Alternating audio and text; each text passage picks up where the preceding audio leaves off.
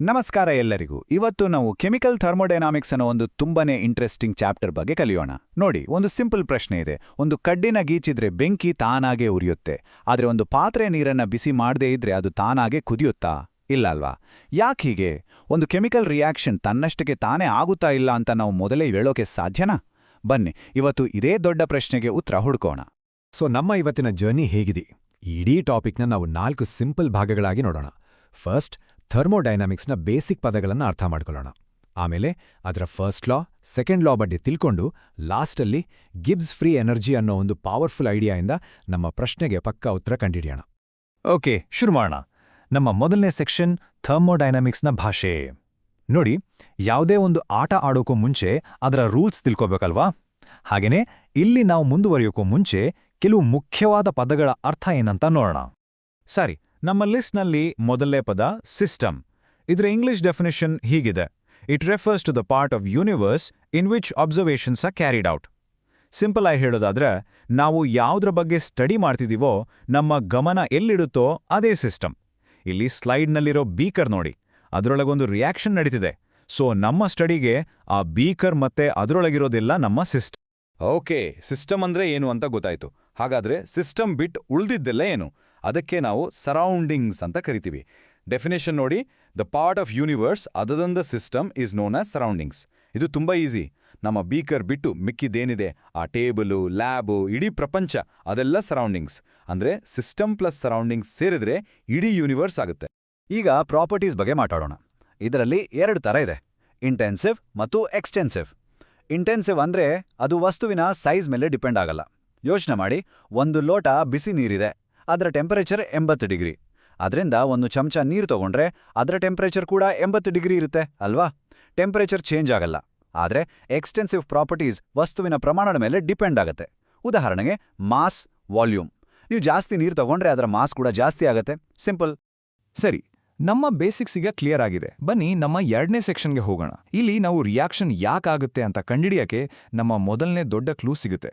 First law of thermodynamics. ಇದನ್ನ ನೀವು ಸ್ಕೂಲ್ನಿಂದನೂ ಕೇಳ್ತಾ ಬಂದಿರ್ತೀರಿ. ಇದೇ law of conservation of energy. ಏನಿದು ಹೇಳೋದು? Energy can neither be created not destroyed, only interconverted between different forms. ಅಂದ್ರೆ ಶಕ್ತಿಯನ್ನ ನಾವು ಹೊಸದಾಗಿ ಸೃಷ್ಟಿ ಮಾಡೋಕ್ಕಾಗಲ್ಲ, ಇರೋದನ್ನ ನಾಶ ಮಾಡೋಕ್ಕೂ ಆಗಲ್ಲ. ಜಸ್ಟ್ ಒಂದು ಫಾರ್ಮಿಂದ ಇನ್ನೊಂದು ಫಾರ್ಮ್ಗೆ ಚೇಂಜ್ ಮಾಡ್ಬೋದು ಅಷ್ಟೇ.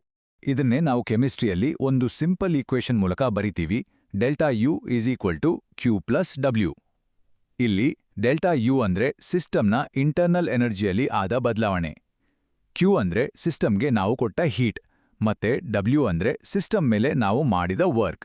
ಸೊ ಹೀಟ್ ಕೊಟ್ರೂ ವರ್ಕ್ ಮಾಡಿದ್ರೂ ಸಿಸ್ಟಮ್ನ ಒಳಗಿನ ಎನರ್ಜಿ ಜಾಸ್ತಿ ಆಗತ್ತೆ. ಲ್ಯಾಬ್ನಲ್ಲಿ ನಾವು ಮಾಡೋ ಹೆಚ್ಚಿನ ರಿಯಾಕ್ಷನ್ಸ್ಗಳು ಕಾನ್ಸ್ಟೆಂಟ್ ಪ್ರೆಷರ್ನಲ್ಲಿ ನಡೆಯುತ್ತೆ.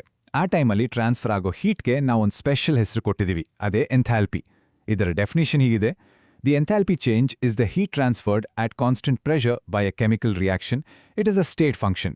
ಇಲ್ಲಿ ಸ್ಟೇಟ್ ಫಂಕ್ಷನ್ ಅನ್ನೋದು ಇಂಪಾರ್ಟೆಂಟ್. ಅಂದ್ರೆ ಇದು ಬರೀ ಸ್ಟಾರ್ಟಿಂಗ್ ಪಾಯಿಂಟ್ ಮತ್ತೆ ಎಂಡಿಂಗ್ ಪಾಯಿಂಟ್ ಮೇಲೆ ಡಿಪೆಂಡ್ ಆಗುತ್ತೆ. ಮಧ್ಯದಲ್ಲಿ ಯಾವ ದಾರಿಯಲ್ಲಿ ಬಂದ್ರಿ ಅನ್ನೋದು ಮುಖ್ಯ ಅಲ್ಲ. ಈ ಎಂಥಾಲ್ಪಿ ಚೇಂಜ್ ಅಂದ್ರೆ ಡೆಲ್ಟಾ ಎಚ್ ನ ಸೈನ್ ನಮಗೆ ತುಂಬಾನೇ ಮುಖ್ಯವಾದ ವಿಷಯ ಹೇಳುತ್ತೆ. ನೋಡಿ, ಡೆಲ್ಟಾ ಎಚ್ ನೆಗೆಟಿವ್ ಆಗಿದ್ರೆ ರಿಯಾಕ್ಷನ್ ಎಕ್ಸೋಧರ್ಮಿಕ್ ಅಂತ ಹೇಳ್ತೀವಿ. ಅಂದ್ರೆ ಅದು ಹೀಟ್ನ ಹೊರಗೆ ಹಾಕತ್ತೆ. ಉದಾಹರಣೆಗೆ ಒಂದು ಕ್ಯಾಂಡಲ್ ಉರಿಯೋದು. ಒಂದು ವೇಳೆ ಡೆಲ್ಟಾ ಎಚ್ ಪಾಸಿಟಿವ್ ಆಗಿದ್ರೆ ರಿಯಾಕ್ಷನ್ ಎಂಡೋಥರ್ಮಿಕ್. ಅಂದ್ರೆ ಅದು ಹೀಟ್ನ ಅಬ್ಸಾರ್ಬ್ ಮಾಡ್ಕೊಳ್ಳುತ್ತೆ, ಐಸ್ ಪ್ಯಾಕ್ ತರ. ಓಕೆ, ಸೊ ಹೀಟ್ ಚೇಂಜ್ ಬಗ್ಗೆ ಗೊತ್ತಾಯ್ತು. ಆದರೆ ಅಷ್ಟೇ ಸಾಕಾಗಲ್ಲ, ನಮ್ಮ ಪಜಲ್ನ 2ನೇ ಪೀಸ್ ಬೇಕು. ಆ ಕ್ಲೂ ನಮಗೆ ಸೆಕೆಂಡ್ ಲಾ ಆಫ್ ಥರ್ಮೋಡೈನಮಿಕ್ಸ್ ಮತ್ತು ಎಂಟ್ರೋಪಿ ಅನ್ನೋ ಕಾನ್ಸೆಪ್ಟ್ನಿಂದ ಸಿಗುತ್ತೆ. ಈ ನಿಯಮ ಏನು ಹೇಳುತ್ತೆ ಅಂದರೆ, ಪ್ರಕೃತಿಯಲ್ಲಿ ಎಲ್ಲವೂ ಒಂದು ನಿರ್ದಿಷ್ಟ ದಿಕ್ಕಿನಲ್ಲಿ ಚಲಿಸುತ್ತೆ. ಒಂದು ಸಿಂಪಲ್ ಉದಾಹರಣೆ ತಗೊಳ್ಳಿ. ನಿಮ್ಮ ರೂಮ್ನ ಒಂದು ವಾರ ಕ್ಲೀನ್ ಮಾಡಿಲ್ಲ ಅಂದರೆ ಏನಾಗುತ್ತೆ? ಅದು ತಾನಾಗೆ ಗಲೀಜಾಗುತ್ತೆ ಅಲ್ವಾ? ತಾನಾಗೆ ನೀಟಾಗಲ್ಲ. ಇದೇ ರೀತಿ ಯೂನಿವರ್ಸ್ನಲ್ಲಿ ಯಾವುದೇ ನ್ಯಾಚುರಲ್ ಪ್ರೋಸೆಸ್ ನಡೆದಾಗ ಅಲ್ಲಿ ಡಿಸಾರ್ಡರ್ ಅಥವಾ ಅವ್ಯವಸ್ಥೆ ಯಾವಾಗಲೂ ಜಾಸ್ತಿ ಆಗ್ತಾನೇ ಇರುತ್ತೆ. ಈ ಡಿಸಾರ್ಡರ್ ಅಥವಾ ರ್ಯಾಂಡಮ್ನೆಸ್ನ ಅಳತೆ ಮಾಡೋಕೆ ನಾವು ಬಳಸೋ ಪದಾನೇ ಎಂಟ್ರೋಪಿ. ಡೆಫಿನಿಷನ್ ನೋಡೋಣ. Entropy is a measure of the randomness or disorder in a system. ಅಂದ್ರೆ ಒಂದು ಸಿಸ್ಟಮ್ ಎಷ್ಟು ಗಲೀಜಾಗಿದೆ, ಎಷ್ಟು ಡಿಸಾರ್ಡರ್ ಆಗಿದೆ ಅನ್ನೋದರ ಮೆಜರ್ಮೆಂಟ್. ಇದನ್ನ ನಾವು ಎಸ್ ಅನ್ನೋ ಸಿಂಬಲಿಂದ ತೋರಿಸ್ತೀವಿ. ಹಾಗಾದ್ರೆ ಒಂದು ರಿಯಾಕ್ಷನ್ ತನ್ನಷ್ಟಕ್ಕೆ ತಾನೇ ನಡೀಬೇಕು ಅಂದ್ರೆ ಕಂಡೀಷನ್ ಏನು? ಸಿಂಪಲ್. ಆ ರಿಯಾಕ್ಷನ್ ಇಡೀ ಯೂನಿವರ್ಸ್ನ ಟೋಟಲ್ ಎಂಟ್ರೋಪಿಯನ್ನ ಜಾಸ್ತಿ ಮಾಡಬೇಕು.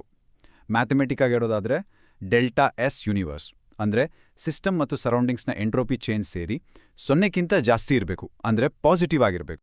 ಸರಿ, ನಮ್ಮತ್ರ ಈಗ 2 ಕ್ಲೂಸ್ ಇವೆ. ಒಂದು ಎಂಥಾಲ್ಪಿ, ಅಂದ್ರೆ ಎನರ್ಜಿ ಕಡಿಮೆ ಆಗೋ ಪ್ರವೃತ್ತಿ. ಇನ್ನೊಂದು ಎಂಟ್ರೋಪಿ, ಅಂದ್ರೆ ಡಿಸಾರ್ಡರ್ ಜಾಸ್ತಿ ಆಗೋ ಪ್ರವೃತ್ತಿ. ಈಗ ಇವೆರಡನ್ನು ಒಟ್ಟಿಗೆ ಸೇರಿಸಿ ಫೈನಲ್ ಜಡ್ಜ್ಮೆಂಟ್ ಕೊಡೋ ಟೈಮ್. ಪ್ರಕೃತಿಯಲ್ಲಿ 2 ಶಕ್ತಿಗಳು ಯಾವಾಗ್ಲೂ ಕೆಲಸ ಮಾಡ್ತಾ ಇರುತ್ತೆ.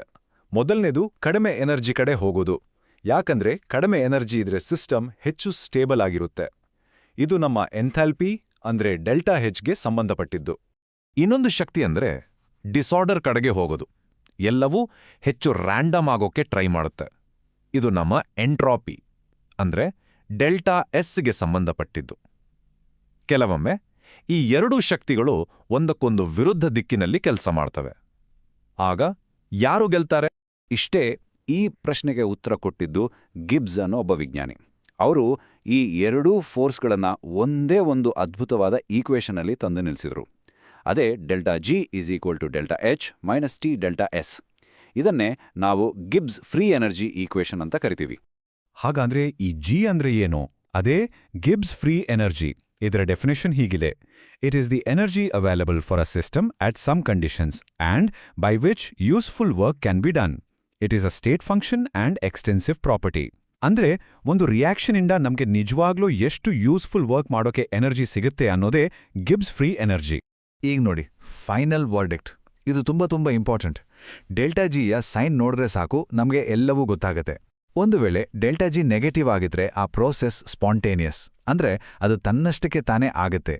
ಡೆಲ್ಟಾ ಜಿ ಪಾಸಿಟಿವ್ ಆಗಿದ್ರೆ ಅದು ನಾನ್ ಸ್ಪಾಂಟೇನಿಯಸ್, ತಾನಾಗೇ ಆಗಲ್ಲ, ನಾವು ಹೊರಗಡೆಯಿಂದ ಎನರ್ಜಿ ಕೊಡಬೇಕು. ಒಂದು ವೇಳೆ ಡೆಲ್ಟಾ ಜಿ 0 ಆಗಿದ್ರೆ ರಿಯಾಕ್ಷನ್ ಈಕ್ವಿಲಿಬ್ರಿಯಂನಲ್ಲಿದಂತ ಅರ್ಥ. ನಿಮ್ಮ ಎಕ್ಸಾಮ್ಗೆ ಈ 3 ಪಾಯಿಂಟ್ಸ್ ಬೈ ಹಾರ್ಟ್ ಮಾಡ್ಕೊಳ್ಳಿ. ಹಾಗಾದ್ರೆ ನಿಮಗೊಂದು ಪ್ರಾಬ್ಲಮ್ ಕೊಟ್ರೆ ಅದನ್ನ ಹೇಗೆ ಸಾಲ್ವ್ ಮಾಡ್ತೀರಿ? ಈ 5 ಸ್ಟೆಪ್ಸ್ ಫಾಲೋ ಮಾಡಿ. ಫಸ್ಟ್, ಡೆಲ್ಟಾ ಹೆಚ್ ಮತ್ತು ಡೆಲ್ಟಾ ಎಸ್ ವ್ಯಾಲ್ಯೂಸ್ ಕಂಡುಹಿಡಿಯಿರಿ. ಆಮೇಲೆ ಟೆಂಪರೇಚರ್ ಕೆಲ್ವಿನ್ನಲ್ಲಿದೆಯಾ ಅಂತ ಚೆಕ್ ಮಾಡಿ. ನಂತರ ನಮ್ಮ golden equation delta G is equal to delta H minus T delta S ಹಾಕಿ ಡೆಲ್ಟಾ ಜಿ ಕ್ಯಾಲ್ಕುಲೇಟ್ ಮಾಡಿ. ಲಾಸ್ಟಲ್ಲಿ ಡೆಲ್ಟಾ ಜಿ ಸೈನ್ ಚೆಕ್ ಮಾಡಿ. ನೆಗೆಟಿವ್ ಇದ್ರೆ ಸ್ಪಾಂಟೇನಿಯಸ್, ಪಾಸಿಟಿವ್ ಇದ್ರೆ ನಾನ್ ಸ್ಪಾಂಟೇನಿಯಸ್. ಎಷ್ಟೇ. ಓಕೆ, ಈಗ ನಿಮಗೆ ಥರ್ಮೋಡೈನಾಮಿಕ್ಸ್ನ ಸೀಕ್ರೆಟ್ ಗೊತ್ತಾಗಿದೆ. ಈಗ ನಿಮ್ಮ ಸರದಿ. ನಿಮ್ಮ ಸುತ್ತಮುತ್ತ ನೋಡಿ. ತಾನಾಗೆ ನಡೆಯೋ ಒಂದು ಪ್ರಾಸೆಸ್ ಹೇಳಿ. ಮಸ್ಲನ್, ಒಂದು ಐಸ್ ಕ್ಯೂಬ್ ಕರಗೋದು. ಇದಕ್ಕೆ ನಾವೇನೂ ಮಾಡಬೇಕಾಗಿಲ್ಲ. ಹಾಗೇನೆ ತಾನಾಗೆ ನಡೆದೇ ಇರೋ ಒಂದು ಪ್ರಾಸೆಸ್ ಹೇಳಿ. ನೀರು ತಾನಾಗೆ ಕುದಿಯೋಲ್ಲಲ್ವಾ? ಇದೇ ರೀತಿ ಬೇರೆ ಉದಾಹರಣೆಗಳನ್ನ ಯೋಚನೆ ಮಾಡಿ.